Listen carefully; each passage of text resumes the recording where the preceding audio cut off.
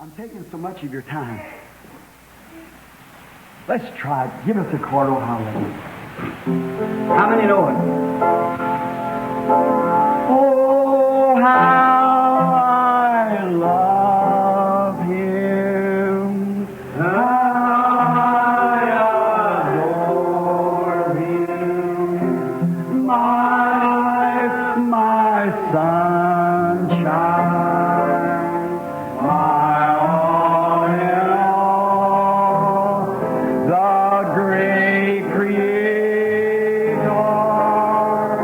became my Savior, and oh God, who will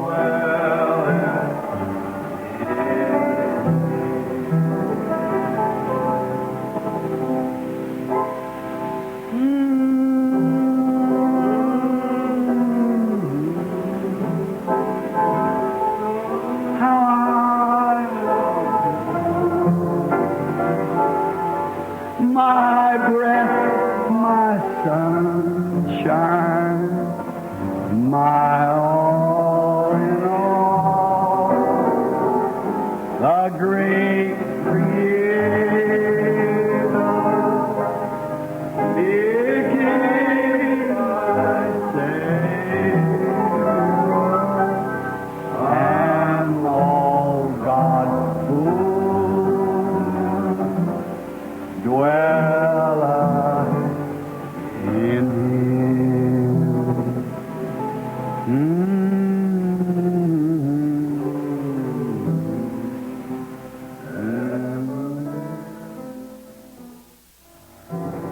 Hallelujah. It is done. Hallelujah. my sunshine, my all in all, the great Creator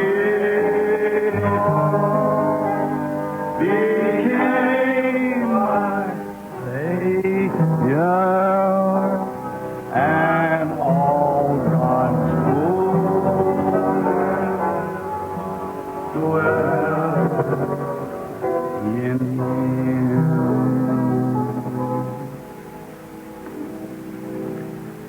How I love Him. Hallelujah.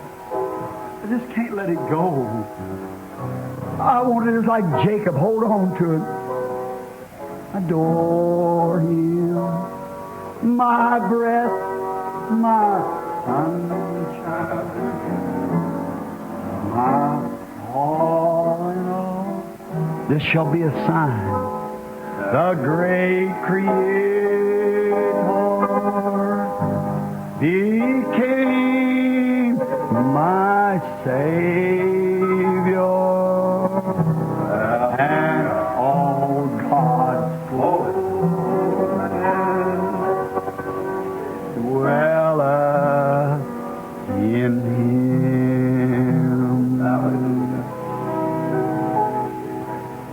Praise the Isn't He wonderful?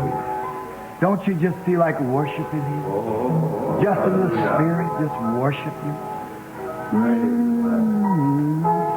Just forget yourself now. Don't be ashamed. The Holy Spirit's here. That's the Holy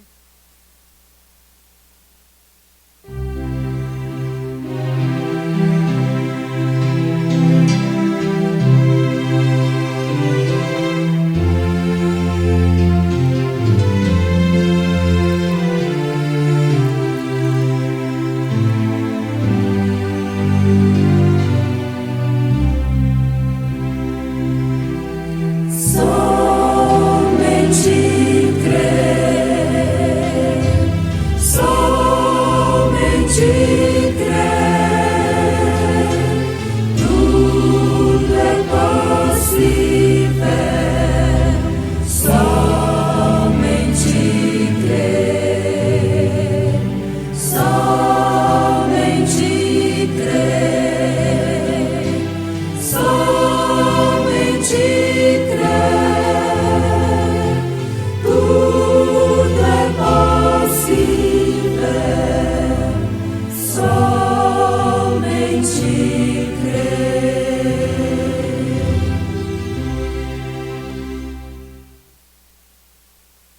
else to stand, come standing, Lord. God bless you, brother. God bless you, brother and sister. Alguém mais que queira se levantar, diga: estou me levantando, Senhor. Deus o abençoe, irmão. Deus abençoe, irmão e irmã. Just remain standing. Apenas permaneça de pé. Everyone that wants to be remembered in this prayer for the salvation of your soul, would you stand? Todos que desejam ser lembrados nesta oração para a salvação da sua alma, queiram ficar de pé. God bless you, young man. God bless you, sir. God bless you, brothers. God bless you, my sister. God bless you, sisters. You brothers. Deus o abençoe. Deus o abençoe, jovem. Deus o abençoe, Senhor. Deus o abençoe, irmão. Deus a abençoe, minha irmã. Deus a abençoe, irmã. E você, irmão? Someone else stand now. Say, here I am. Brother Branham, I'm not standing before you. I'm standing before God. Mas alguém quer ficar de pé e dizer: aqui estou. Irmão Branham, não estou de pé diante do Senhor. Estou de pé diante de Deus. Something told me to stand up and I'm standing. Algo me disse para me levantar e estou de pé. Will you do it? Você dirá? Just stand to your feet. Just take God this much. God bless you, ladies. Apenas fique de pé. Apenas tome Deus este tanto. Deus a abençoe, senhora. There's more. God bless you, ladies. Ainda tem mais. Deus a abençoe, senhora. That's right. Poor mother holding her little baby, trying to get up, tears in her eyes. Isso mesmo. Pobre mãe segurando seu bebê, tentando levantar lágrimas em seus olhos. Once you come, stand up again. Não quer ver você vir? Fique de pé novamente. God bless you, ladies. Elderly ladies, sit up and real elderly, knowing that you've got to face God one of these days. Deus abençoe, senhora. A senhora de idade que se levantou ali, bem idosa, sabendo que ela tem que encarar a Deus um dia desses. God bless you. Who will stand up next now? Stay out standing. Just remain standing for the prayer. Deus abençoe. Quem se levantará agora dizendo: eu ficarei de pé? Apenas permaneço em pé para a oração. Someone else. I just feel like if someone else wants to stand. Alguém mais? Eu sinto como se tivesse mais alguém que deseja ficar de pé. Maybe you just want to get just a little closer. Don't put it off anymore. Talvez você queira se aproximar mais um pouquinho. Não protele mais. Just stand. Will you do it, you ones that wants to be closer to God? Apenas fique de pé. Você ficará aqueles que desejam se aproximar mais de Deus. God bless you. That's right. Deus abençoe. Isso é certo. For somebody. God bless you, ladies. Yes, sir. Alguém. Deus a abençoe, senhoras. Sim, Senhor. There's at least 3 more people I'm looking right straight at. Ought to be standing up. Oh, there stands the angel of God. God bless you, ladies. Existe pelo menos mais 3 pessoas. Estou olhando diretamente nelas. Deveriam estar de pé, porque ali está o anjo de Deus. Deus a abençoe, senhora. That's right. Now, all right, brother. What about it? All right. Isso mesmo. Agora, certo, irmão. Que tal isto? Certo. An angel of the Lord standing. I know I see it, and I know that someone should stand right now. E o anjo do Senhor está, eu sei. Eu o vejo e sei que alguém deve se levantar neste momento. I'll wait just a minute longer. Eu esperarei só mais um minuto. May God, you know He's pressing with your heart. Que Deus, você sabe que Ele está forçando seu coração. He's standing there, my friend. Ele está aí, meu amigo. That's Him that's telling you to stand up once you do it. É Ele quem está lhe dizendo para levantar. Não vai levantar? Just standing and stepping, just now. All right. Apenas fique de pé e aceite-o neste momento, correto?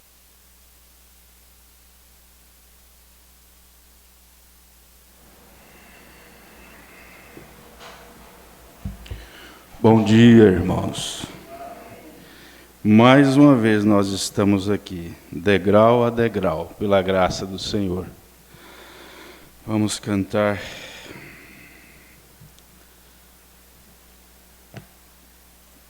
um hino de número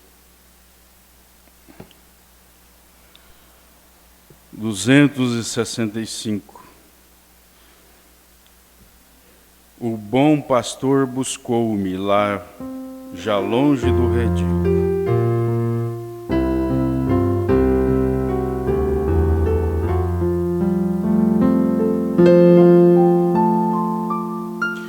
O bom pastor buscou-me, já longe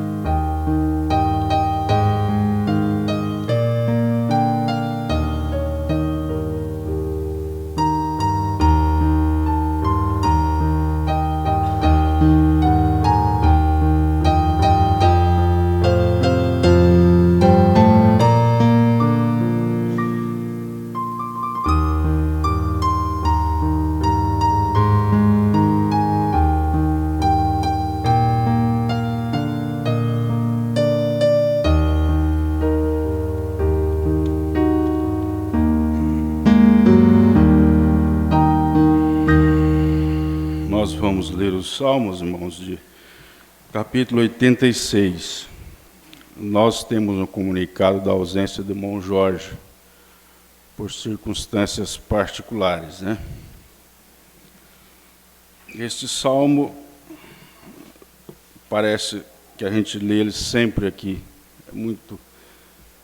parece ser repetitivo, né? Tantos salmos que nós temos para ler, mas sempre eu me vejo aqui, é um salmo muito próprio para começarmos o dia, em especial o dia de domingo, né? 86. Inclina, Senhor, os teus ouvidos e ouve-me, porque estou necessitado e aflito.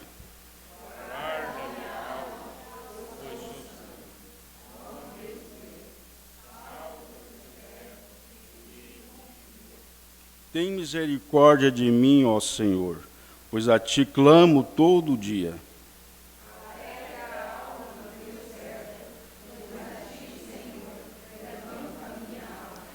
Pois tu, Senhor, és bom e pronto a perdoar, e abundante em benignidade para com todos os que te invocam.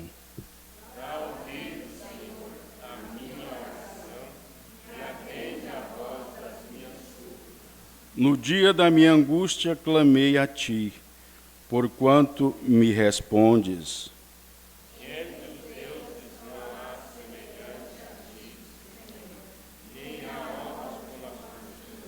Todas as nações que fizeste virão e se prostrarão perante a tua face, Senhor, e glorificarão o teu nome.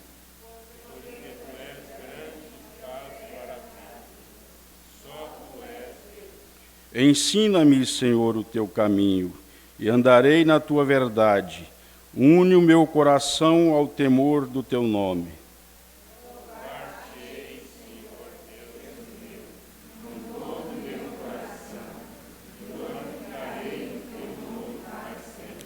Pois grande é a tua misericórdia para contigo, e livraste a minha alma do mais profundo da sepultura.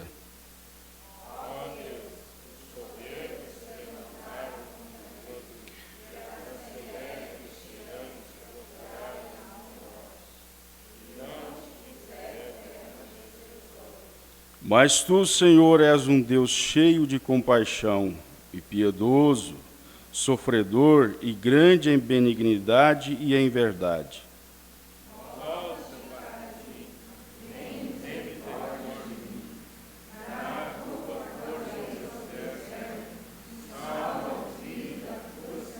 todos. Mostra-me um sinal para bem, para que eu veja aqueles que me aborrecem e se confundam, quando tu, Senhor, me ajudares e consolares. Pai Celestial, nós fazemos deste salmo a nossa oração nesta manhã, Pai, consagrando nossas vidas a Ti.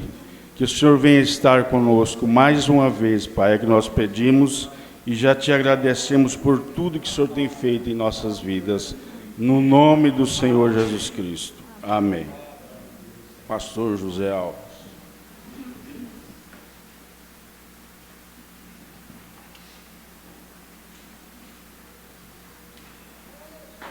Bom dia, meus irmãos. Nós cumprimentamos também aqueles que estão através da internet, né?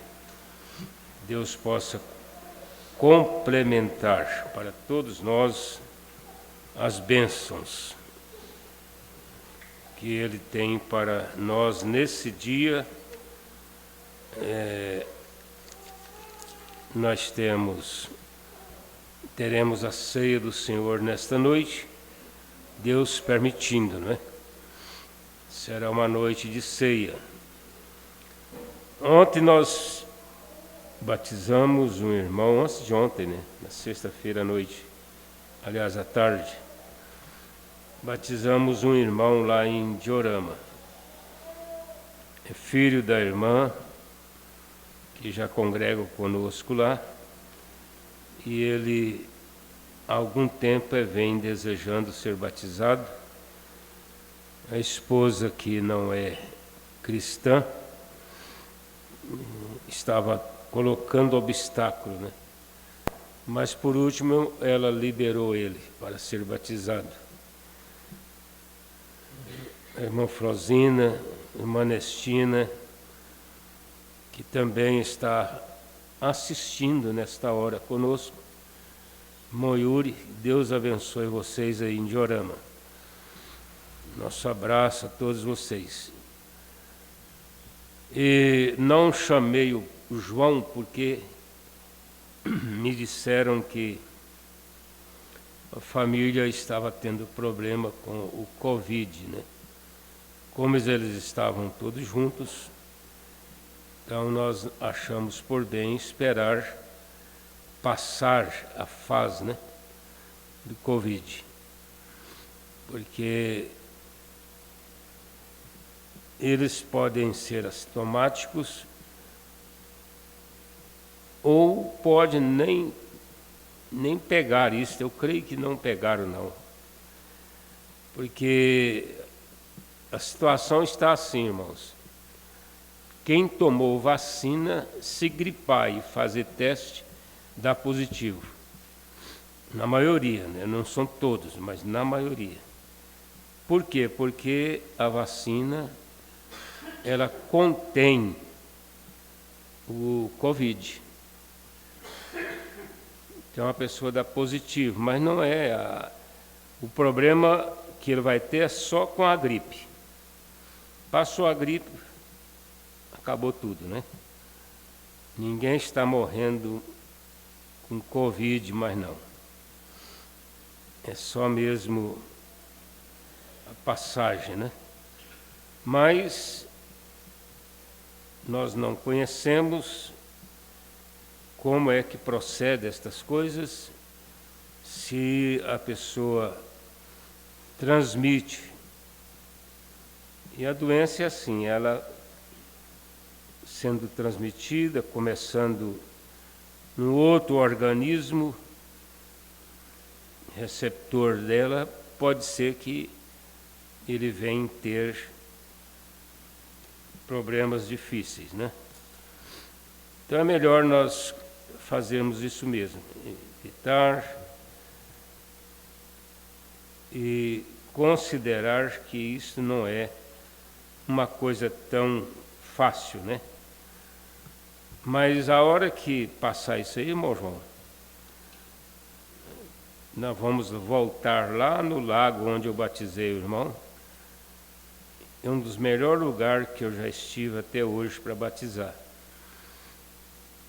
É um lago que tem lá em Jorama. Ele tem uma extensão grande, uma água limpa, e é lugar onde as pessoas banham ali.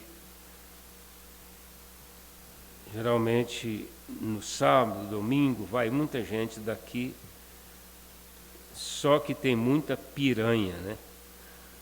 Se alguém quiser dar o calcanhar para a piranha comer, não tem problema, né? Tem lá uma placa de advertência. Mas próximo lá da beiradinha lá não tem perigo, não. É só para quem vai nadando lá para o meio do lago, né? É que pode ocorrer algum perigo. Nós vamos continuar nesta manhã a mensagem Olhe. Mensagem Olhe. Nós paramos aqui no parágrafo 128, né? 127. Como? 13. É o 113? É porque eu não marquei desta vez. Eu peguei aqui pelo assunto. Ontem, recobrando aqui, eu peguei pelo assunto. Mas eu agradeço os irmãos pela atenção, né? Isso prova que vocês estão ligados. Então, paramos no 114, né? É isso? Então nós vamos continuar aqui a partir do parágrafo 115. Apesar de que com a fartura que nós estamos tendo de mensagens, alguns dos pastores já estão lendo só partes tópicas da mensagem. É o parágrafo tal, e agora vamos para o parágrafo tal, e agora vamos para o parágrafo tal. Porque no próximo escola dominical já é a outra mensagem. Então, se nós formos fazer desse jeito, não teria problema nós saltar, né? Pastor Joaquim era contra essa palavra, saltar. Você não tem que saltar, não. Mas é saltar. Saltar quer dizer seguirem para frente. Mas eu, particularmente, gosto de estudar a mensagem com a igreja. Porque o aproveitamento, ele é amplo. Ele não tem só um aproveitamento, ele tem muitos. Inclusive para mim. Porque você que lê a Bíblia assim, um versículo aqui, outro versículo acolá, outro versículo acolá, aí você acaba não tendo um bom conhecimento da Bíblia. A pessoa, para conhecer melhor a Bíblia, ele tem que começar em Gênesis, aí ele lê todas as histórias, né? Histórias do Velho Testamento. É história porque é coisa que já passou, mas não é história. Então é muito bom você poder conhecer a Bíblia assim, né? A vida de Davi, a vida de Samuel, a vida do nascimento de Samuel, a oração da Ana no templo, a repreensão do sacerdote, depois ela humilha para ele, e ele abençoa ela. O menino nasce, vai para o templo, quando ele foi desmamado, né? Ele foi entregue ao templo. Elcana foi lá fazer uma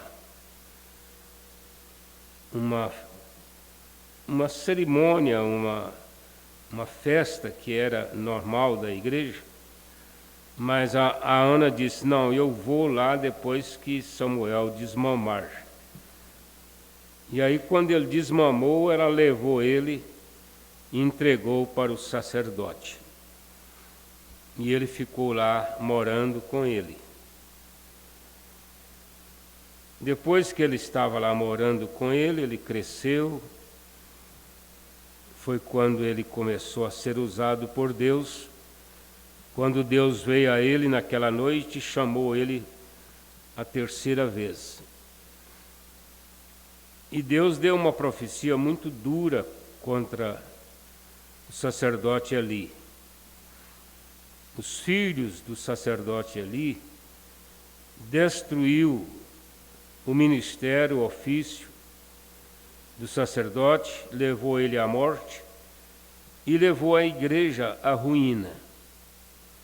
Não foi só o sacerdote, mas a igreja também sofreu uma queda por causa daquela consequência. E ele ficou ali no templo servindo o Senhor com os 3 ofícios, né? Rei, sacerdote e profeta. Então é uma história bonita que você vai ler na Bíblia e tomar conhecimento. Agora, se você ler só aquele versículo lá, onde Ana estava orando, e o sacerdote chamou ela e disse assim, para com esse vinho, porque ele pensou que ela estava embriagada.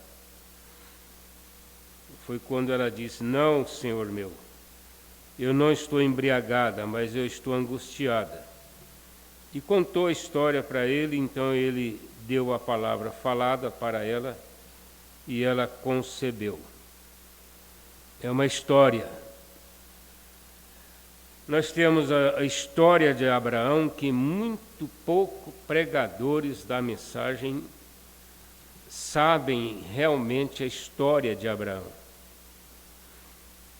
Porque ele teve uma história, né? Da saída, depois ele parou na estrada,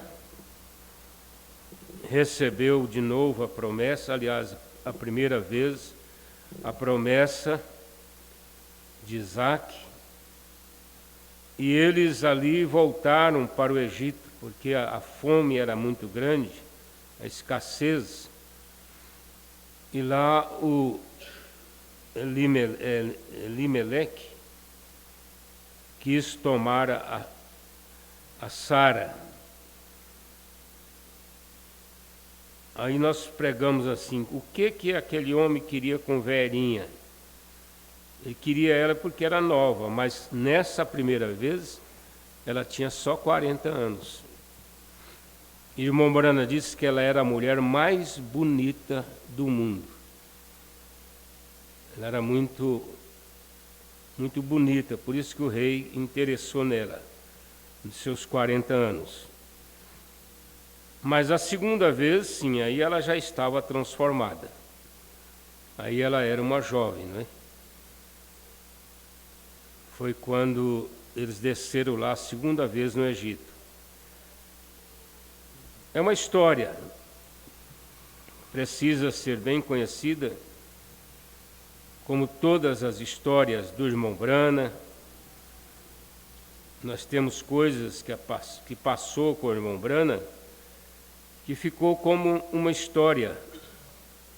E se nós não tivermos o conhecimento, eu estou exortando, eu estou falando para mim mesmo, porque eu não sou uma pessoa que leio. Eu leio muito pouco. Em relação ao que precisava, né?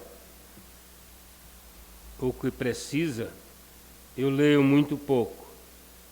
Mas o irmão Brana disse que o cristão, ele lê a Bíblia uma vez por dia, que seja um versículo, e ora uma vez por dia, que seja uma oração simples. Agora, aquele crente que parece aqueles cavalos que foi solto no pasto, na capoeira, e desaparece por lá, Aí o dia que você encontra ele está cheio de carrapato, está troncho, os carrapatos já quebraram a orelha dele, e ele está todo judiado, né? Porque ele não está sendo zelado. Mas o crente, ele precisa de estar na igreja, ele precisa ler a Bíblia, ele precisa cantar na igreja. Porque nós, quando reunimos aqui na igreja para louvar o Senhor, todos devem louvar. Eu estava falando com o Raine e disse assim: eu vou suspender de novo os nossos cultos pela internet. Vamos fazer só a transmissão, porque os irmãos das congregações precisam da transmissão. Mas depois nós suspendemos, né? Já fizemos isto uma vez. Talvez seja até uma situação a ser estudada. Mas nós estamos vivendo numa hora de competição. Vocês podem ver que a competição pela internet, para quem está acompanhando a internet, é muito grande a competição. Há pastores que têm condição. Por quê? Porque a igreja dele é grande, ele tem técnico de som, mais bem, uma quantidade maior, né? E eles têm dinheiro para comprar equipamentos, e tem pessoa que fica por conta da igreja, porque a igreja tem condição de pagar ele para ficar por conta da igreja. Aí ele fica o dia inteirinho, noite até tarde, na internet, fazendo pesquisas. Então eles fazem uns cultos muito bonitos, com imagens, né? Aí, imagens, montagem de hinos, montagem de mensagem do irmão Brana, aqueles flashezinhos das mensagens. Eles fazem uma montagem. Aí quando você abre aquele site, ali tem um culto muito bonito.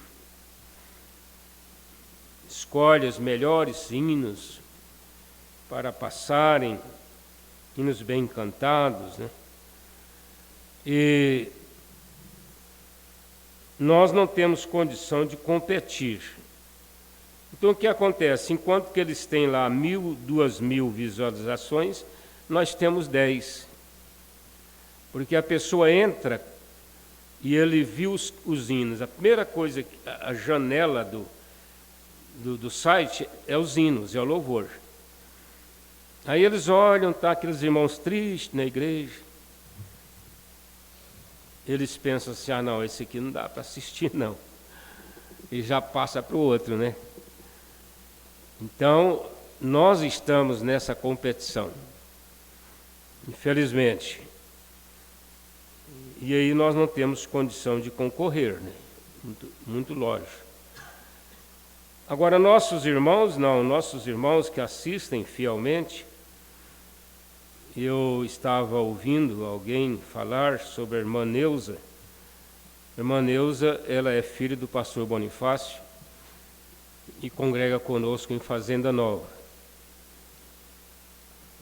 Alguém disse para ela assim: por que você não liga em Goiânia? Assiste Goiânia. Ela disse: não, eu assisto Iporá, porque meu pastor é de Iporá. E eu quero saber o que está acontecendo aqui na nossa região, através do culto de Iporá, não é Goiânia. Então, é a pessoa que força a gente a continuar fazendo pelo menos a transmissão, né? Também nós temos a irmã lá em Paris, né, que assistem fielmente os cultos daqui. Ela Ela não comunica Goiânia, ela comunica Iporá.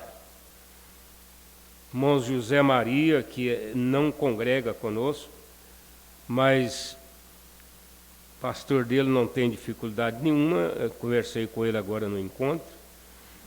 Ele sentiu-se até ajudado. E o irmão José Maria está nos assistindo agora, né? Lá no Surami. Então, essas pessoas, eles nos levam a quase que uma obrigação, né? Não digo irmão José Maria, porque ele tem pastor, mas especialmente aqueles que não têm um pastor na cidade, não assiste. Aí eles congregam através da internet. Então nós temos essa obrigação para com eles. Mas a igreja precisa dessa consciência, né? Apesar de quem nós vamos dar o que temos, né? É o que podemos. É o melhor que nós podemos. Eu sou muito grato pela igreja aqui de Iporá. E também pelos irmãos das congregações. São tolerantes, não é? Porque eles ficam tanto tempo sem culto. Nós não temos tido os cultos como tínhamos no começo, de 15 em 15 dias, mas eles estão lá com o mesmo amor, com o mesmo respeito, e continuam assistindo. Nós agradecemos muito, muito mesmo a Deus pela congregação que compreende a igreja local aqui e esses irmãos nas congregações. Que Deus continue com vocês. Eu fiquei muito grato, muito feliz por termos passado por esse período aí turbulento, de escândalos, de Covid, e nunca perdemos um irmão sequer. Com exceção de uma irmã ali de Pilolândia, que há mais de 20 anos ela tinha dificuldade com a mensagem, com o irmão Brana, com o pastor Joaquim, e de vez em quando ela assistia lá nas denominações. Então parece que agora ela definiu mesmo, né, ser da Assembleia de Deus. Então, eu não considero ter perdido uma pessoa como essa. Eu considero assim, ela foi em bom tempo. Como dizia o pastor Joaquim, o que me surpreende é o tanto que ainda fica na mensagem, né? O que nos surpreende, o tanto que ainda fica. Falando contra o pastor Joaquim, falando contra o irmão Brana, falando contra a mensagem, assistindo o culto na Assembleia de Deus. E vai lá no dia que eu vou levar a ceia para tomar a ceia e estar de bem conosco. Então, o irmão Brana disse que é o urubu que come com a pomba e come com os urubus, né? É o hipócrita. O irmão Brana disse que a coisa mais hipócrita do urubu é ele querer viver junto com a pomba. É uma hipocrisia terrível. Então, nós não consideramos que perdemos ninguém. Pela graça de Deus, estamos aqui com o mesmo saldo, a mesma quantidade de irmãos. Eu sei que muitos passaram por dificuldades, né? Tiveram que pôr o pé no chão, a cabeça no travesseiro, o joelho ao redor da cama e pedir a Deus, e Deus concedeu esta graça. Então nós vamos seguir em frente. Tivemos esse encontro que foi um encontro muito marcante. Eu considero ele o encontro dos reencontros. Porque muitos pastores que estavam com suas dúvidas voltaram, conversaram com o plenário, com quem precisava, acertaram tudo, abraçaram chorando ali na frente. Então foi um motivo. Agora, quando nós falamos ou falávamos para algum irmão, cuidado com fulano, cuidado com fulano, é porque tínhamos razão. Porque se não fosse isto, não teria necessidade de vir fazer acerto, consertar, arrepender, chorar, porque já estava bem. Mas o fato da pessoa fazer isso significa que realmente não estava bem, né? E agora está bem. Importante é isso, aqui é agora está bem. Então eu fico observando, sexta-feira estávamos assistindo o culto de Goiânia. Liguei o celular lá na mesa, nós sentamos lá os 4 e fomos assistir o culto de Goiânia, do começo ao fim, muito abençoado. Quando terminou, passamos para uma outra, não foi, acho que nem foi eu, passamos para um outro site, tinha irmãos daqui participando com essa outra igreja, e inclusive comunicando a sua audiência pelo chat. Aí eu pergunto, por que não está com Goiânia? Porque tem alguma coisa, né? Tem alguma coisa. O pastor, ele é muito desconfiado. E a gente pega as coisas no estalar de dedo, né? Então nós vamos continuar aqui, né, irmão Deus, no 96. 106? Ah, tá.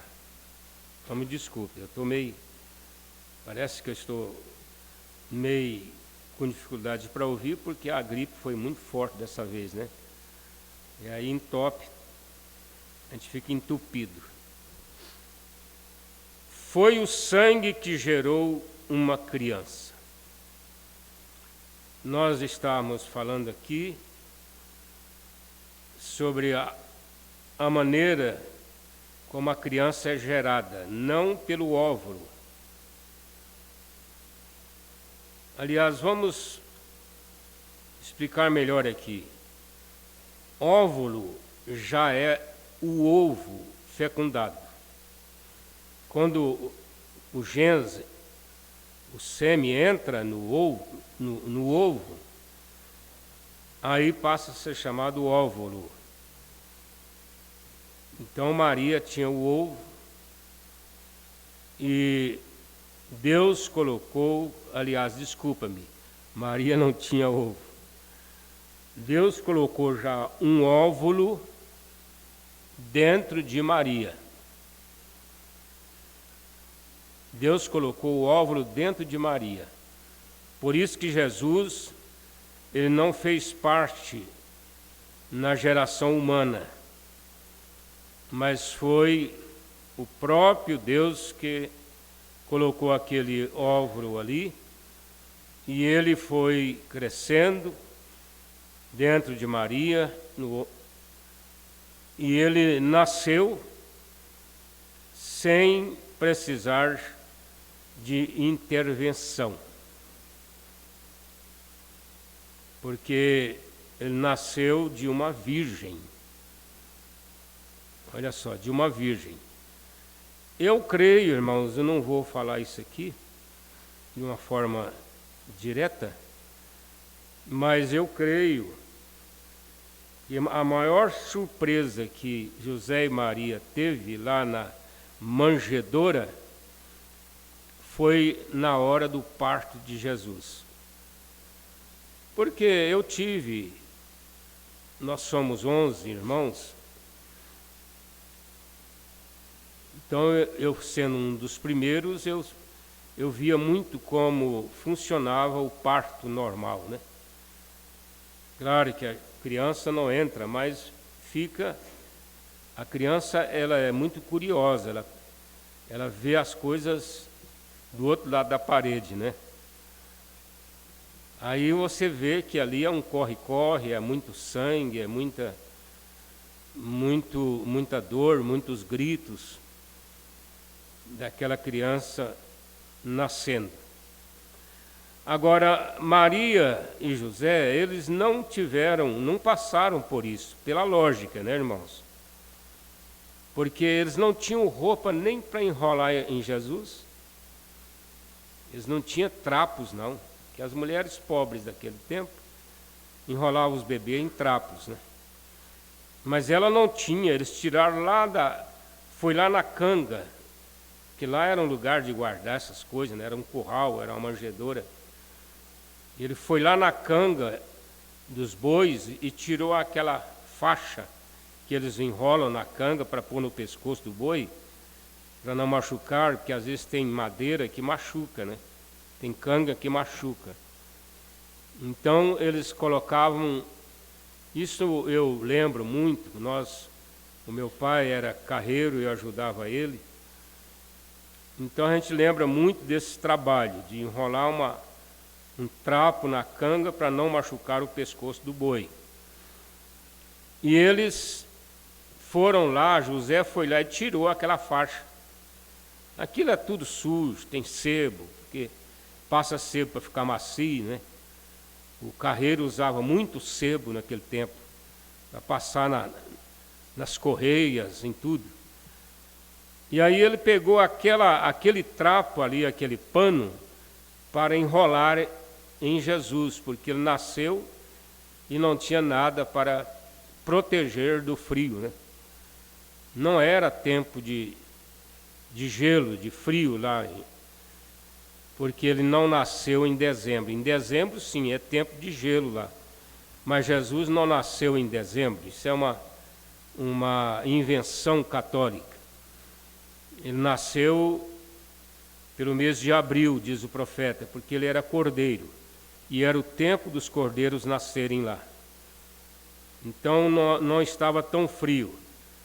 E ele foi enrolado naquela faixa da canga. Agora, esse processo de nascimento do filho envolve o sangue. Envolve o sangue. Porque o gens, o bebezinho, vocês ouviram no encontro, foi rodado a mensagem 1 em 1 milhão. E aquela mensagem, irmão Brana, tem 3 pontos que ele usou para falar sobre 1 em 1 milhão. O primeiro ponto que ele falou foi a inseminação. O irmão levou ele lá numa fazenda para ver a inseminação. Quando chegou lá, eles foram tirar, nós chamamos, eu já fiz curso de inseminação também. Eu já fiz curso de inseminação e eu sei como que funciona. Tem um bujão de oxigênio que conserva o sêmen. E na hora de colocar o sêmen na vaca, a pessoa enfia uma vareta lá dentro, tira, puxa o sêmen, e aí ele injeta na vaca. E lá dentro, aqueles sêmens são muitos, não é só um. Eles não tiram só um, eles tiram milhares, que vêm junto, não é? Aí eles soltam aquilo lá dentro do útero da vaca e aquele sêmen vai procurar o ovo. Quando ele encontra o ovo, a ciência diz, eu estava ouvindo um médico essa semana passada, que nem sempre é o primeiro que vai. Nem sempre é o primeiro, às vezes já fica para alguns depois. Mas é aquele que acha o lugar de entrar no ovo e entra. Ele é que vai nascer. Então o irmão Brana viu isto lá no curral e ele perguntou, porque eles usam equipamentos para ver, não é? São lupas, são binóculos. Aí o irmão Brana olhando lá falou, mas esse tanto de bichinho mexendo aí? Aí o irmão disse para ele assim, o fazendeiro diz assim, sim, irmão Brana, isso aí são bezerrinhos e bezerrinhas. São vaquinhas e boizinhos. Porque ali vai sair um para, ou 2, ou até 3, ou mais, fecundar um ovo, e o resto morre. São milhões, mas o resto morre, porque eles não têm aonde ser aproveitados. Com o tempo eles vão sofrer uma limpeza.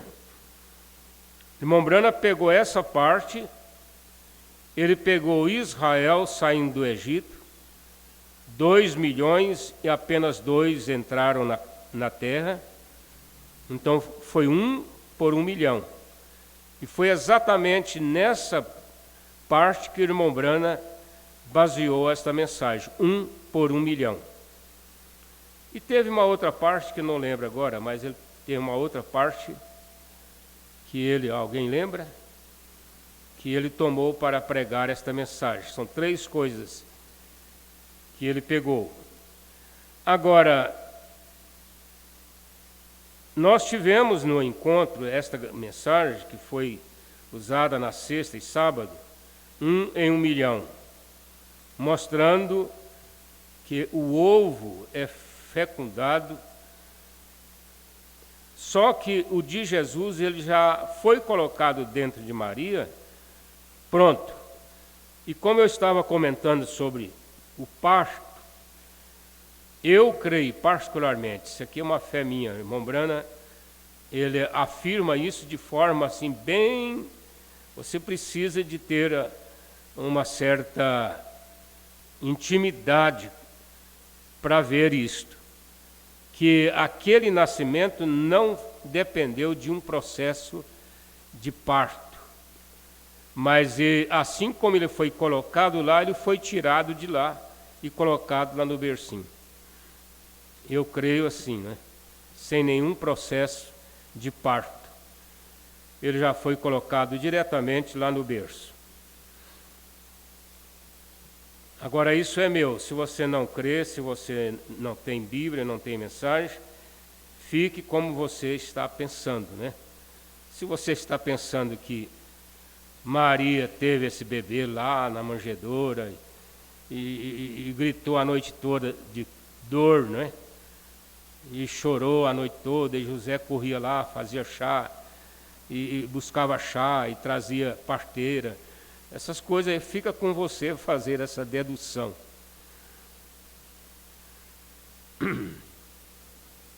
E a vida não vem pela confissão em alguma igreja. Deixa eu voltar aqui, o 115. Foi o sangue que gerou uma criança. Era apenas sangue, somente. O sangue vem do sexo masculino. Por isso não se faz exame de DNA, a não ser no sangue, né? Tem que ser do sangue. Para combinar, ainda que a criança seja feminina, mas é tirado dela o sangue para comparar com o sangue do pai. Se não bateu, então não é filha. Se bateu, é filha. O sangue vem do homem. A mulher, ela produz o ovo, o enchimento. Mas o homem é a hemoglobina, de onde vem o germe. E o germe está onde a vida está. O germe. Olha o que é eleição, irmãos. Raciocina comigo aqui agora. O que é eleição? É um germe. A eleição, se você comparar com a natureza, você vai pegar uma semente de manga, ela tem a casca ali pelo lado de fora, não é? Depois vem a polpa, que é aquela parte que fica dentro da casca, e no meizinho ali, você abrindo, está um germezinho. É aquele germe que tem a vida. A vida não está na casca, não está na polpa, ela está no germezinho. Isso é toda semente, você vai encontrar o germezinho lá dentro da polpa. Você pega um milho, um caroço de milho, mesmo maduro, você vai ali na pontinha dele, tem uma partezinha molinha, não tem? É o germe do milho, é o que faz ele nascer. É aquele que o rato come. O rato é inteligente, né? Como animal. Ele pega o caroço e come o germezinho, a vida. Ele se alimenta daquilo. Então aquilo é que nasce. Se você tirar aquele germezinho e plantar aquela outra parte, nunca vai nascer, apodrece tudo. Isso mostra como Deus cuida do eleito. Deus trabalha o eleito através do germe.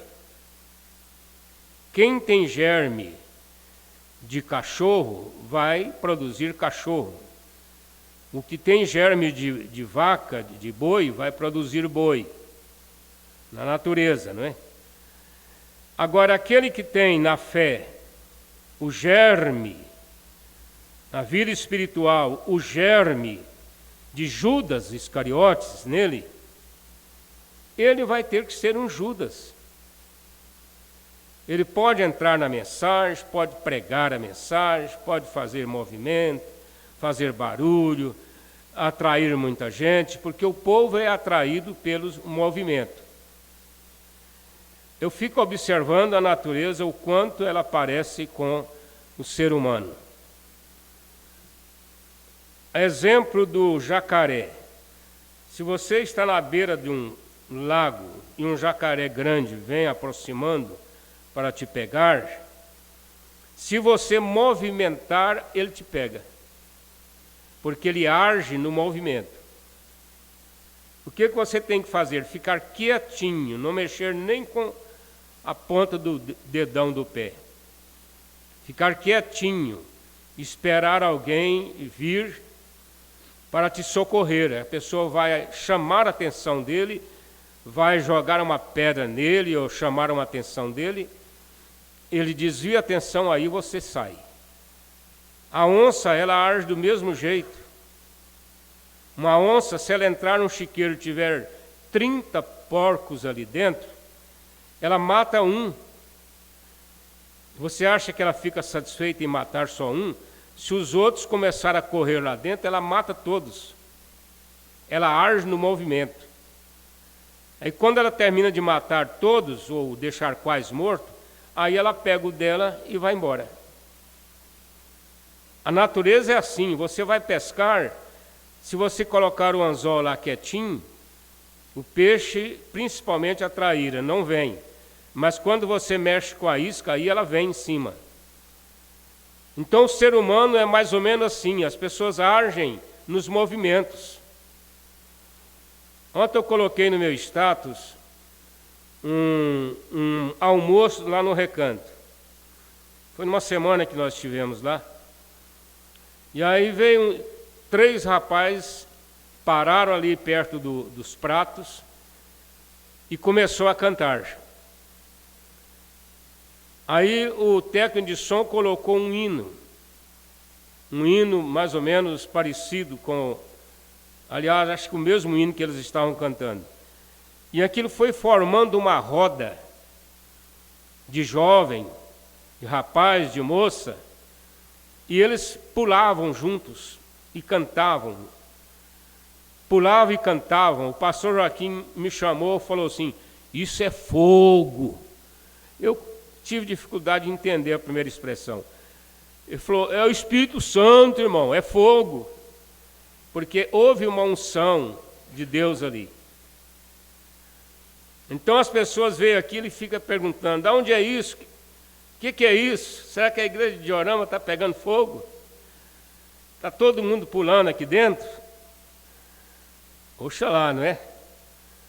Mas o povo gosta daquilo. Até pessoa idosa entra na farra, não é? Até os idosos entram na farra. Farra no bom sentido. Se alegram, não é? Juntos. Então o povo, o ser humano, ele age de uma forma semelhante aos animais. Semelhante aos animais. Mas o homem é a hemoglobina, de onde vem o germe. E no germe está onde a vida está. A semente pode ser grande, não é? Mas o germe é só aquela partezinha lá dentro. E a vida não vem pela confissão em alguma igreja. A vida do cristão, ela sai de dentro. O desejo da salvação, ela vem de dentro. Por isso que não adianta você ficar insistindo como uma pessoa para aceitar a mensagem, para ser batizado, para vir para a igreja, porque ele não tem o germe. Ele não tem nada para fazer nascer. Aí ele fica aquela pessoa boa, maravilhosa, bondosa, né? Às vezes até respeitando tanto a mensagem como os pastores, a igreja, gosta até de ouvir os hinos. Gosta. Eu conheci irmão assim. Chegava na casa dele, ele estava com o celular ligado nos hinos do recanto e vibrando, e falava assim: ei, mas eu acho tão bonito, tão bom isso aqui, tão bom. Mas foi até a morte sem aceitar a mensagem. Não aceitou a mensagem. Porque as pessoas são presas em coisas pequenas. Vocês se lembram da comparação que o irmão Brana fez do urubu? Parece que era João Congo que chamava ele. Ele foi criado numa fazenda ali, amarrado pelo pé com um cordão. Então ele ficava o tempo todo lá, na casinha lá das galinhas ali, amarrado pelo pé. Eles colocavam a comida dele lá. E tem gente que, ou tinha, né, eu acho que isso já acabou, que pensam assim: se criar um urubu, vai viver mais de 100 anos. Porque o urubu, ele vive 300 anos. É o pássaro de vida mais longo que tem. Aí a pessoa cria aquilo como uma fé. E diz: eu vou criar um urubu, porque aí eu vou viver 100 anos. E aquele urubu foi criado ali, amarrado com um cordão. Mas ele acostumou tanto, o profeta disse que estava vindo uma tempestade, um frio do lado do norte, e todos estavam subindo para o sul. Todos os urubus, os corvos, né, estavam subindo para o sul. Aí eles passavam ali, paravam e diziam: ó, João, vamos embora, vem um frio aí, ó, se você ficar aqui você vai morrer de frio. Aí ele já estava solto, eles tinham tirado o cordão do pé dele. Mas ele estava tão acostumado ali naquele lugar que ele não conseguia sair. Ficou ali até morrer de frio. Ele não aceitou a advertência, o convite, porque ele pensava que ele estava amarrado. Então há muitas pessoas que são amarradas por nada. E vivem ali e não saem, não aceitam a mensagem. Quando eles chegarem ao fim da vida, eles vão perguntar para si mesmo: o que eu fiz na vida? Nada. Ajuntei umas coisinhas materiais, mas isso aí vai ficar aí, não vou levar nada. Descobrimos uma boa maneira. Pessoa rica que quer ir para os céus e quer levar a economia, nós colocamos um cheque no caixão dele. Aí ele chega lá, desconta o cheque, né? Fica com o dinheiro dele e dá um cheque. Põe lá dentro do caixão o cheque. Ainda bem que tem o cheque, né? Agora pode colocar o celular com o Pix, né? Ele chega lá e tem muito dinheiro. Mas isso não resolve nada, irmãos, é apenas brincadeiras, né? Isso não resolve nada. Você não leva nada. Às vezes nós vamos ter saudade do nosso tempo de pobreza. Eu acho que a única pessoa aqui que pode se comparar comigo é o irmão Antônio. Ontem ou antes de ontem, uma irmã estava dando uma entrevista e ela diz assim, nós vivíamos de fazenda em fazenda, trabalhando para os outros. E aí o meu cunhado arrumou um serviço para o meu marido na polícia. Conseguiu colocar ele na polícia. Mas naquele tempo a polícia ganhava menos de um salário mínimo. Os policiais passavam falta. Mas mesmo assim já melhorou muito, né? Vivia nas fazendas, de repente vieram para a cidade. Aí não tinha fogão, o sogro deu um fogãozinho. E naquela mudança dele para a cidade, o quartel liberou 7 homens para ajudar na mudança. Vai lá, pega o caminhão e pega a mudança do fulano lá e traz. Aí ela disse que a única coisa de melhor valor que tinha na mudança era um bujão de gás. Não tinha mesa, não tinha nada. Aí os policiais ficaram rindo, né? Brincando. Mas a coisa mais de valor deles aqui é esse bujão de gás. Eu passei por isso, irmãos. Não tão igual, mas bem próximo. Agora, isso deixa saudade. Porque muitas pessoas que passaram por essa vida, hoje são ricas. Mas será que elas têm o mesmo nível de fé, o mesmo nível espiritual? Será que tem, depois que prosperou, que ficou melhor de vida, que ficou com boa condição, que às vezes você não gosta nem de lembrar daquele tempo sofrido, né? Porque não é toda hora que a gente quer lembrar disso, não. Mas nós fazemos isto como uma comparação. E a vida não vem pela confissão em alguma igreja, ou algum credo, ou algum documento. Eu vou ser salvo porque eu tenho a carteira de membro da igreja tal.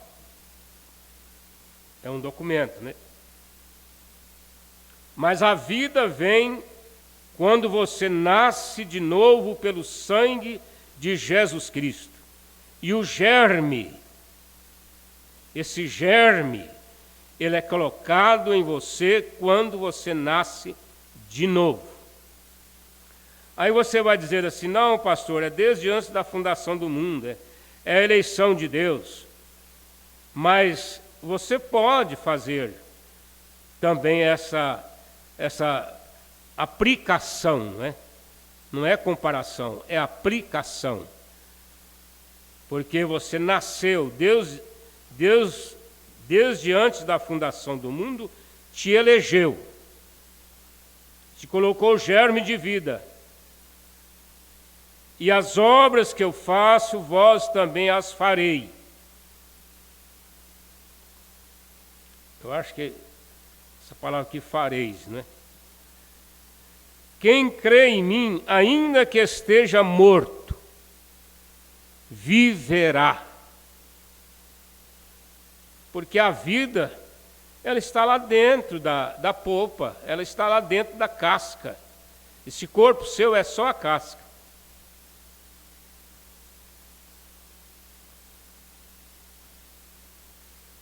Existe aquela vida de Deus como um filho de Deus, nascido pelo sangue de Deus.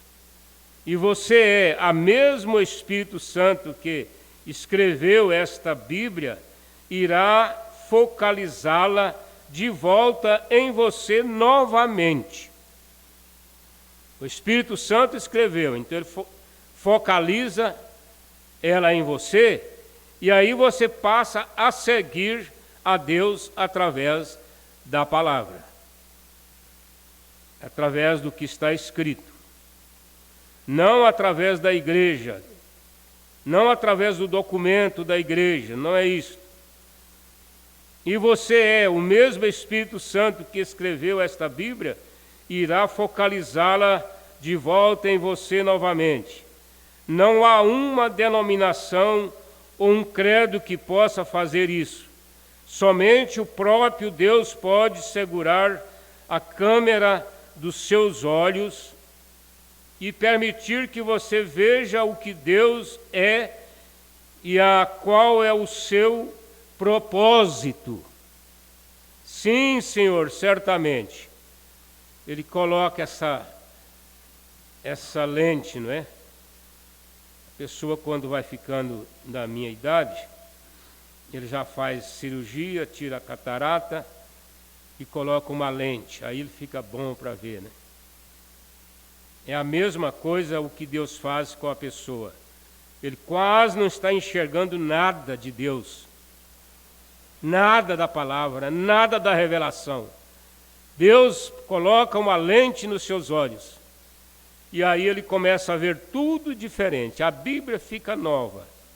Geralmente, quando você batiza um irmão que tem fome mesmo da mensagem, fome de servir a Deus, ele está sempre dizendo: a Bíblia agora ficou nova para mim. A Bíblia agora está nova para mim. E ele já tinha lido a Bíblia muitas vezes. Há pessoas nas denominações que lê a Bíblia uma vez por ano. Começa em janeiro no primeiro livro e termina em dezembro em Apocalipse. Eu conheço gente assim. Porém, eles não conseguem ver na Bíblia nada. Porque o batismo em nome do Senhor Jesus Cristo, ele está na Bíblia em Atos 2:38, em Atos 8:16, em Atos 10:47, em Atos 19:5, em Romanos 6, e eles não veem isso. Quer dizer, passou ali lendo e não viu, porque a lente dela não estava apta para ver. O profeta para esta era, ele é tão vindicado na Bíblia, que você teria que fazer da Bíblia um livro de mentiras, se não tivesse um profeta para esta era. Você teria que desmentir o próprio Senhor Jesus. Porque Malaquias, o último profeta do Velho Testamento, ele diz lá no seu último capítulo, capítulo 4, ele diz assim, 4, 5 e 6. Como que ele diz? Como que ele diz? Eis que vos envio o profeta Elias, antes que venha o grande e terrível dia do Senhor. Aí segue mais um pouquinho. E converterá o coração dos pais aos filhos. Aí Malaquias está falando de dois mensageiros. Um que converteria o coração dos pais aos filhos e o coração dos filhos aos pais. O primeiro que converteu o coração dos pais aos filhos foi João. João, o profeta. Jesus disse: se quer dar crédito, esse é o Elias que havia de vir. O próprio Jesus testificou: se quer dar crédito, este é o Elias que havia de vir. Mas ele converteu o coração dos pais do Velho Testamento, profetas do Velho Testamento, aos filhos que são os apóstolos. Converteram a Pedro, converteram a Paulo, converteram a Tiago, converteram aos apóstolos. A mensagem de João. Mas aí, olha só, leia a Bíblia e procure entender a Bíblia.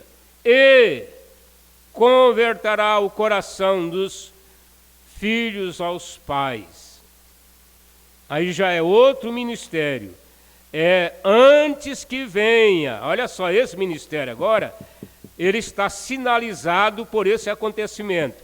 Antes que venha o grande e terrível dia do Senhor.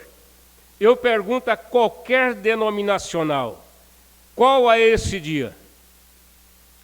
Todos confessam que o grande e terrível dia do Senhor é o dia do rapto. Porque ele é grande para a noiva e terrível para as virginécias. É terrível para o mundo. porque o mundo vai entrar na grande tribulação. Então, antes que venha esse dia, ele enviaria um profeta que converteria o coração dos filhos aos pais. Não é o mesmo que converteu dos pais aos filhos. Olha só, dos filhos aos pais. Filhos somos nós. Nós somos os filhos de quem? Quem é seu pai? É Paulo, é Pedro. Eles são os nossos pais na fé. São os apóstolos, são os profetas. Eu sou convertido a Pedro. Eu sou convertido a Paulo. Em Atos 2:38, eu fui convertido, o meu batismo, nessa palavra de Paulo. Em Atos 10:47, Atos 8:16, Atos 19:5, e assim segue. Nossa conversão foi ali. Fomos convertidos no batismo. É por isso que fomos batizados em nome do Senhor Jesus Cristo, irmão Uris, aí em Diorama. É por isso que você foi batizado em nome do Senhor Jesus Cristo. E quem não é batizado em nome do Senhor Jesus Cristo, não é convertido. Não é convertido. É um denominacional, é um religioso. Está muito bem, você está de parabéns, porque você está numa igreja onde você está sendo educado, você não está usando drogas, você não está assassinando, você não está jogando, essas coisas todas. Para a sociedade, a religião é uma bênção. Para a sociedade, a polícia agradece os pastores denominacionais, porque muitos drogados vão para lá e mudam de vida. Mas para a vida eterna é outra situação. É outro caso. Para a vida eterna é através de voltar à fé dos pais. Não é apenas parar de fumar, de beber, de usar drogas. Não é apenas parar de prostituir, de mentir. Mas algo mais tem que acontecer. Como seres humanos, nós somos iguais. Nós também erramos, temos fraquezas, mas nós sabemos aonde confessamos nossos pecados e confiamos que nós estamos debaixo do cloroxo de Deus. Né? Ele apaga, ele limpa toda a mancha. O cristão, ele é uma pessoa limpa. Ainda que fosse Maria Madalena, ainda que fosse o Zaqueu, ainda que fosse a Macabe, ela é uma pessoa limpa. Aquele ladrão da direita havia matado, havia assassinado, havia roubado, mas ele chegou no paraíso um homem limpo. Por quê? Porque o sangue de Jesus Cristo derramou-se há minutos depois por ele. Por isso que Jesus disse: hoje mesmo estarás comigo no paraíso. É porque Jesus era bonzinho? Não, é porque Jesus fez o processo que precisava ser feito. Porque quando o homem arrepende dos seus pecados e é batizado em nome de Jesus Cristo, ele tem direito de ter o Espírito Santo. E se ele tem o Espírito Santo, ele tem vida eterna. Isso aí não falha, meu irmão. Agora, deixa eu voltar só aqui numa parte do 116.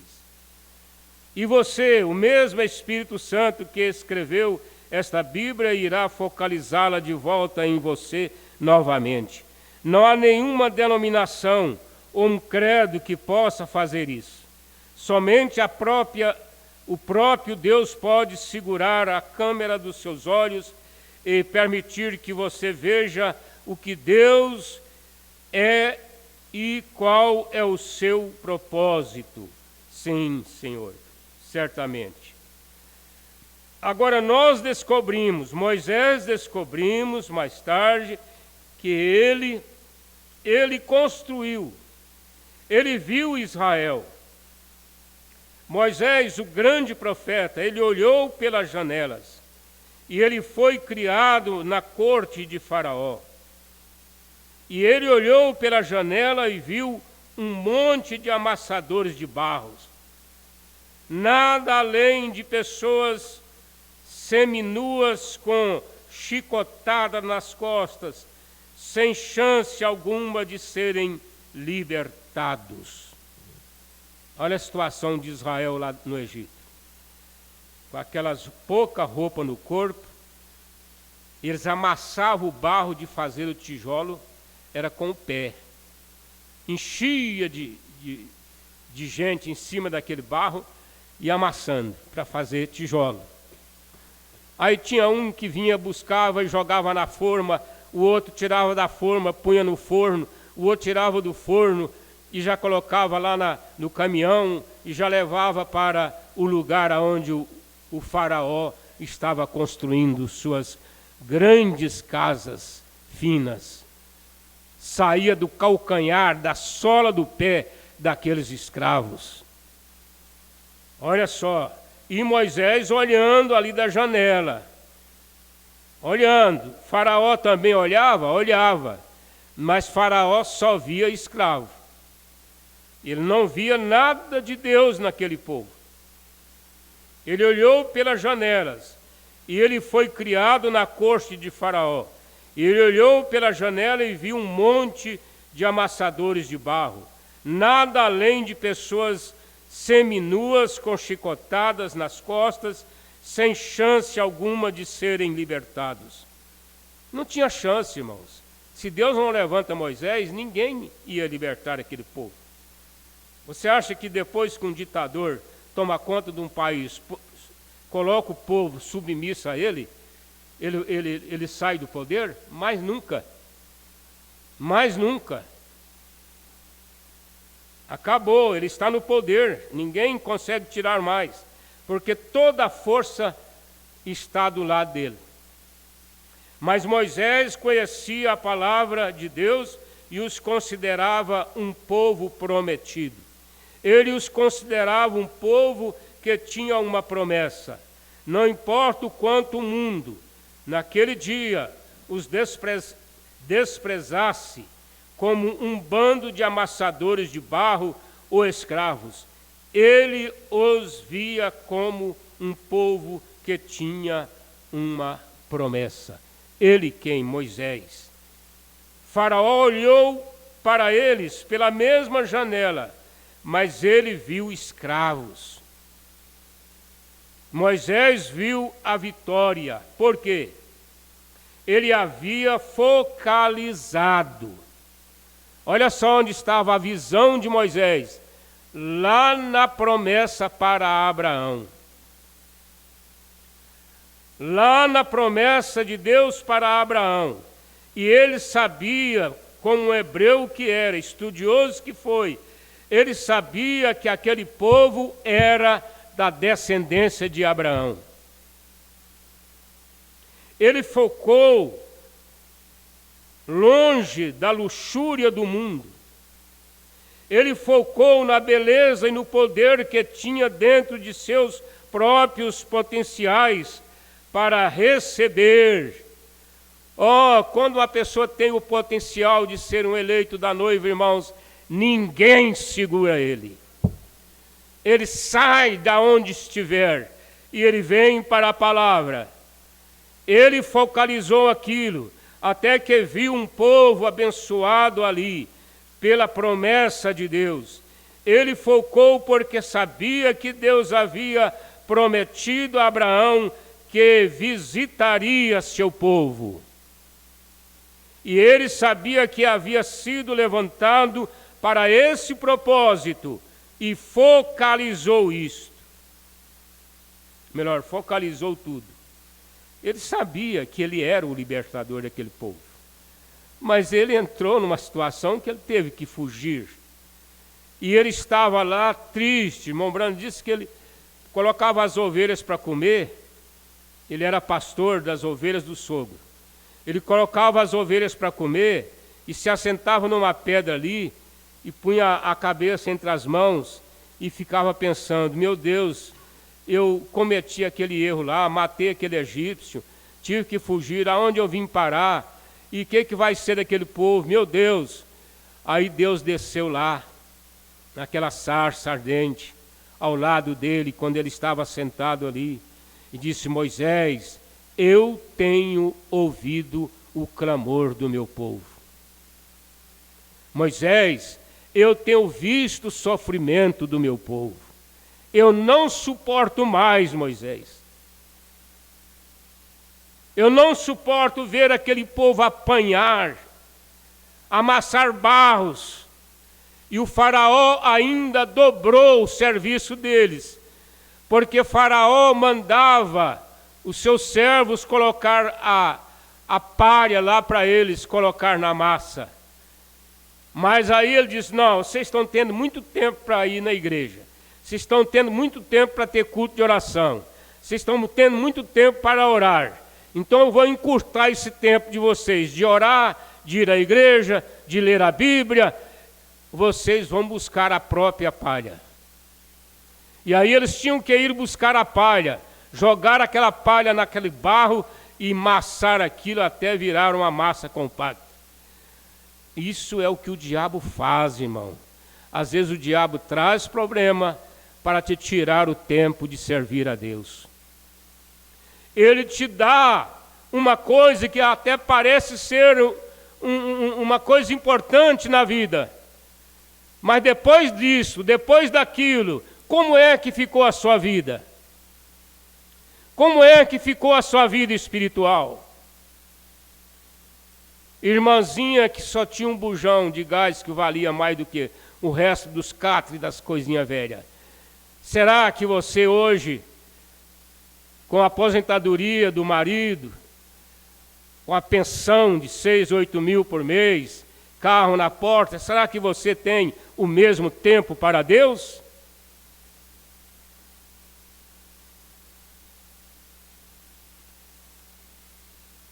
Faraó não tinha esse potencial. Deixa eu voltar aqui. Moisés viu a vitória, porque ele havia focalizado, embora sendo um príncipe, embora herdeiro do trono do Egito. Faraó não tinha outro filho para assumir o seu governo, era Moisés. Por isso ele era príncipe. Ele ficou longe da luxúria do mundo.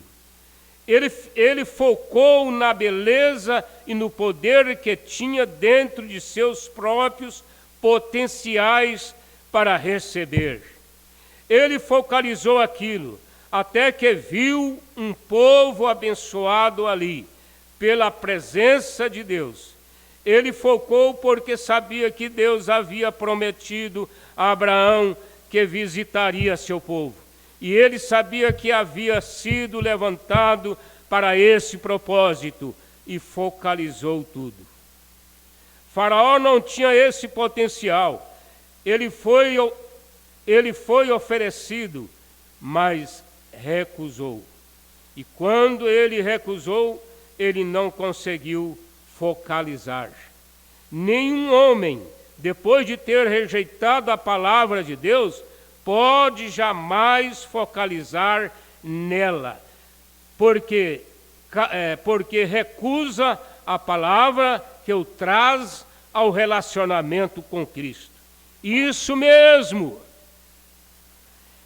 Quando você prega para uma pessoa, prega, e ela vai rejeitando, você pode esquecer ela, porque dificilmente ela virá.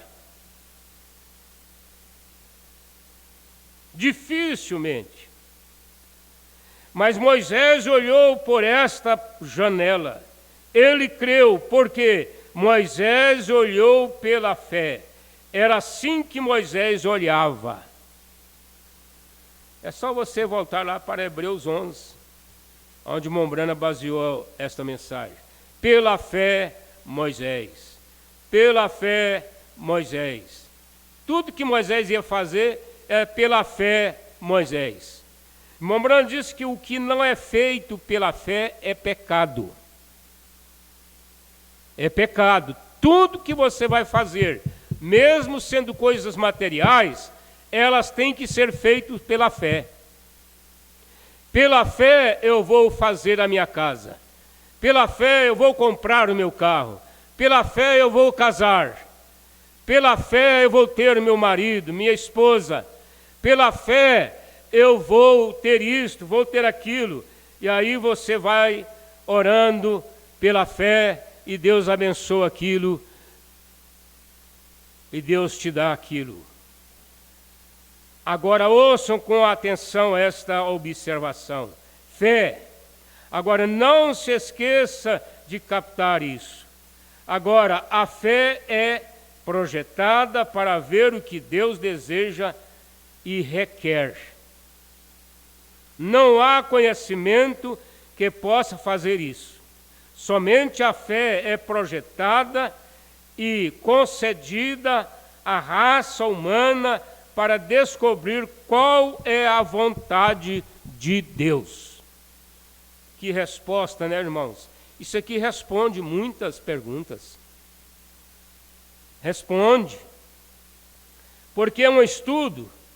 Não, eu vou estudar astrologia. Eu vou saber se meu signo vai combinar com dela. Irmãos, são tudo coisas carnais.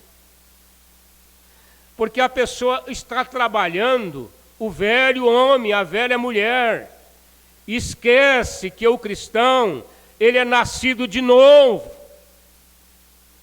Signo é coisa do velho homem. Ele é nascido de novo. Você pode ter até ter alguma influenciazinha, mas você não é governado por signo. Onde foi que o irmão Brana disse que qual que é o signo pior que tem? O que eu acho engraçado, irmãos, é o tanto que as pessoas que estudam astrologia são confusas. Você pega, me desculpe eu citar o nome, pastor Euclides. Você pega os estudos dele, você não consegue harmonizar as coisas. Eles entram em choque. Por quê? Porque eles querem misturar as coisas espirituais com as naturais. E eles acabam entrando em choque. Ah, não, o signo pior que tem é o leão. Deus me livre. Deus me livre de leão. Mas você vai estudar a astrologia, diz assim: para ser líder, o melhor signo é leão. Para ser líder. É a pessoa que você não acha ele cabeça baixa, só quando está doente, né? Mas no normal, não. No normal ele é alegre, não é, irmã Iranides? A senhora é leoa, a senhora é alegre. Ainda bem que a senhora já entendeu atalhando tudo. Graças a Deus. Então não se baseia vida cristã em signo, irmãos. Não, você nasceu de novo.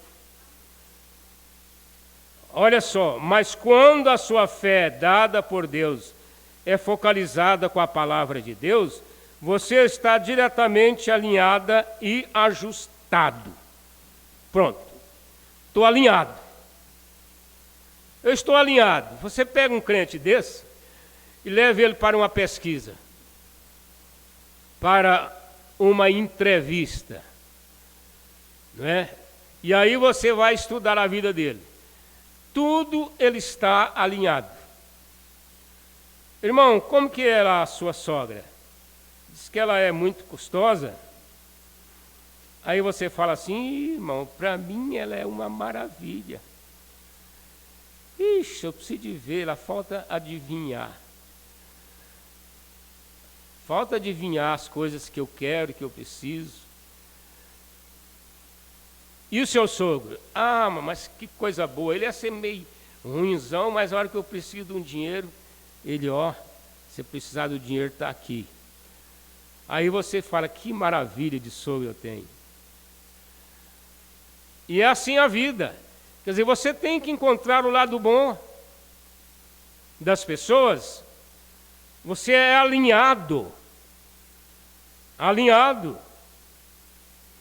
Mas quando a sua fé, dada por Deus, o focaliza com a palavra de Deus, você está diretamente alinhado e ajustado. Oh, meu Deus! Deus nos ajude nesta hora, grande hora em que vivemos. Fé projetada para ver o que Deus quer. Como você vê isso? Através da câmera de sua palavra, sua promessa. Esta é a revelação completa de Jesus Cristo. Graças a Deus. Vamos parar aqui hoje? 3/9, paramos aqui. Deus abençoe nossos preciosos irmãos. Nós estaremos aqui à noite para mais um culto, que é o culto de ceia, não é? Será um culto maravilhoso. Eu gosto do culto de ceia.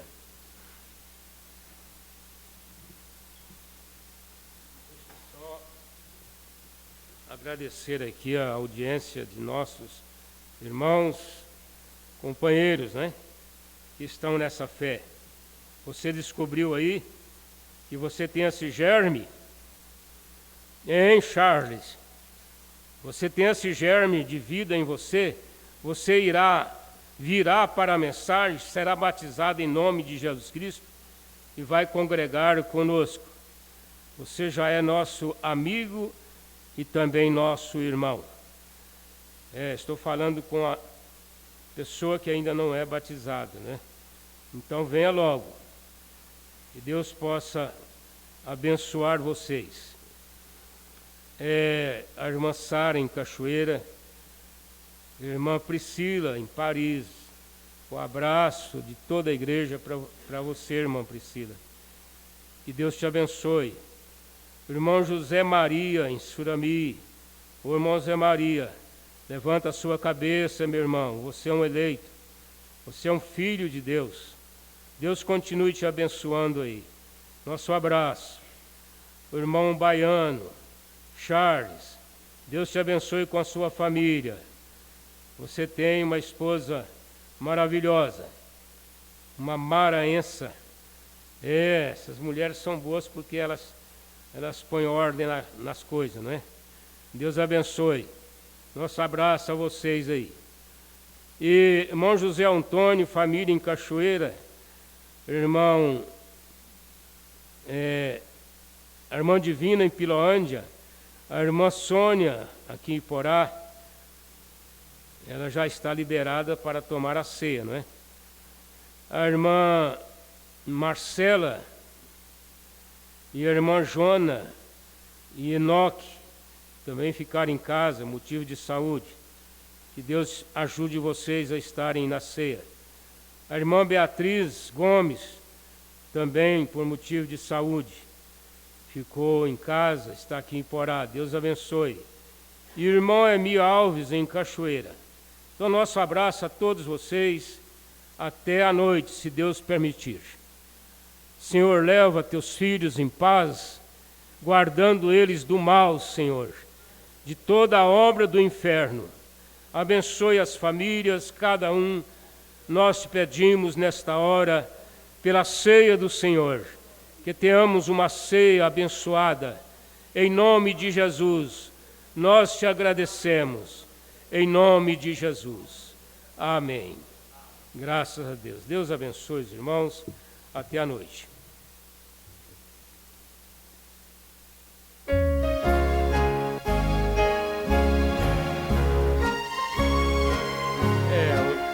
Aqui está o nome do irmão que batizamos ontem, o Ander.